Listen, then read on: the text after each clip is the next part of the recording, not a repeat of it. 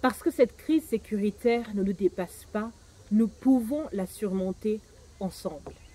Bonjour mesdames, messieurs et chers participants à ce panel qui se déroule dans le cadre de Mamie Soar Fashion for a Cause, 6e édition, sur le thème « Défis sécuritaires, solidarité agissante des femmes ». Je suis Raïmwende Eldar Kwama, entrepreneur, coach formatrice et conférencière. C'est un honneur pour moi de joindre ma voix à cette intéressante discussion. Alors, dans un contexte où l'insécurité a pris de l'espace et de l'importance, comment la femme peut exercer son leadership et être résiliente? Comme vous le savez, la femme est un être pluripotentiel qui a au-dedans d'elle toutes les capacités pour s'exprimer, toutes les capacités pour réaliser ses ambitions et toutes les capacités pour impacter la société.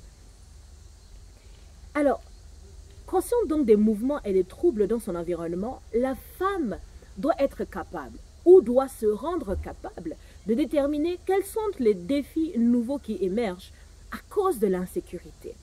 Alors ici, je peux vous citer quelques exemples.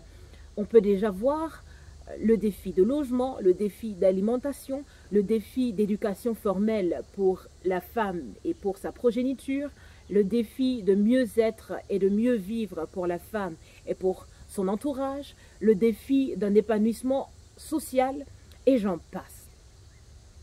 C'est dire que la femme se doit véritablement de déterminer quels sont les défis qui s'opposent à elle. Alors, et comme on entend le dire, connaître son mal, c'est bien le début d'une marche certaine vers une solution durable. La femme ouest-africaine, qui est consciente des nouveaux défis engendrés par l'insécurité, doit aujourd'hui exercer son leadership, c'est-à-dire mettre de sa personnalité, de ses talents, de ses connaissances, de sa détermination pour co-créer et pour conduire la mise en œuvre de solutions endogènes aux défis engendrés par l'insécurité, et cela en partant des ressources disponibles dans son environnement. En d'autres termes, elle doit faire bouger les lignes avec les autres en partant de qui elle est, ce qu'elle connaît et ce qu'elle possède.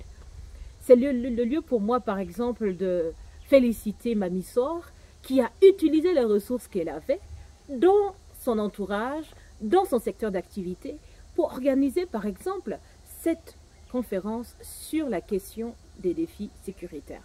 Chacun d'entre nous peut déjà faire quelque chose à son niveau. Alors, partons de l'affirmation que la femme peut faire bouger les lignes à partir de qui elle est, de ce qu'elle connaît et de ce qu'elle possède. Trois éléments cruciaux vont donc découler pour nous dans cette situation dans laquelle nous sommes, justement pour amener les femmes à agir de façon solidaire. La première des étapes est celle du renforcement de connaissances et d'expression du leadership des femmes. C'est-à-dire qu'aujourd'hui, un bon nombre de femmes ont besoin d'être enseignées sur ce que c'est que le leadership et surtout qu'on les accompagne à exprimer ce leadership-là.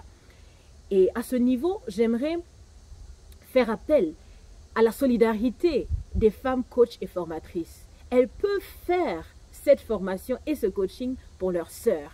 Elles peuvent amener les autres à découvrir tout leur potentiel et justement être actrices du changement positif dans leur environnement proche. Deuxièmement, nous avons la possibilité aujourd'hui de créer ce qu'on appelle des focus groups dans les zones touchées et les zones non touchées. Cela pour pouvoir co-créer des postures et une certaine organisation pour être plus résiliente. Une certaine organisation aussi pour manifester de la solidarité, qu'elle soit morale ou financière, suivant donc les possibilités de chaque zone et de chaque groupe. C'est-à-dire qu'en fonction de votre environnement, il y a quelque chose que vous pouvez co-créer ensemble entre femmes pour soutenir les populations qui souffrent directement de cette crise sécuritaire et aussi toutes celles qui souffrent indirectement de cette même crise. Personne ne doit rester seul, personne ne doit rester dans son coin. Si vous ne pouvez pas agir seul, au moins rejoignez les focus group. Et troisièmement, et pour finir aussi, nous avons cette possibilité en tant que femmes qui faisons partie des cercles ou, je dirais, des sphères de décision, d'être plus proactives, de créer un certain engouement dans les institutions de l'État pour soutenir toutes les actions prises dans les zones par les femmes dans le sens donc de résoudre cette crise sécuritaire. Nous sommes toutes des femmes capables. Nous sommes des femmes capables de former les autres. Nous sommes des femmes capables d'amener aussi d'autres femmes dans nos activités, par exemple celles qui ont des entreprises. Vous êtes capables de pouvoir employer d'autres femmes pour leur donner cette possibilité d'épanouissement social.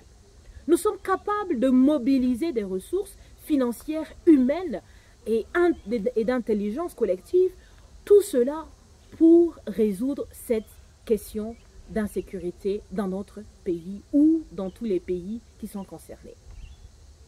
Et quand on me pose la question, mais comment les femmes dans les zones rurales ou dans les cercles des personnes déplacées internes peuvent être utiles à cette lutte commune, j'aimerais tout simplement dire que le leadership ne se manifeste pas seulement lorsqu'on est dans une situation confortable.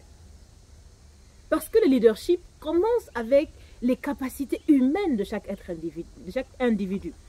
Et chaque femme, où qu'elle se trouve, est capable de manifester ce leadership. Et les femmes, surtout dans le groupe donc, des personnes déplacées internes, ce sont des femmes aptes à recevoir des formations. Ce sont des femmes aptes à pouvoir être entraînées dans des métiers pour lesquels elles peuvent développer ensuite une activité génératrice de revenus. Ce sont des femmes capables de créer des focus group, comme j'en parlais un peu plus haut, pour venir avec des propositions de solutions. Peut-être que la situation n'est pas favorable, mais tout de même, chacune d'entre nous peut faire quelque chose. Enfin, j'aimerais appeler chacune des femmes à garder un comportement citoyen dans cette lutte. C'est-à-dire que, à travers nos paroles, à travers nos comportements, il nous faut éviter toutes sortes de discriminations, qu'elles soient tribales ou circonstancielles. Nous devons travailler à resserrer les liens. Nous devons travailler à la réconciliation. Nous devons travailler à nous encourager les uns et les autres. Et je ne cesserai de le dire, cette crise sécuritaire ne nous dépasse pas. Nous pouvons la surmonter ensemble.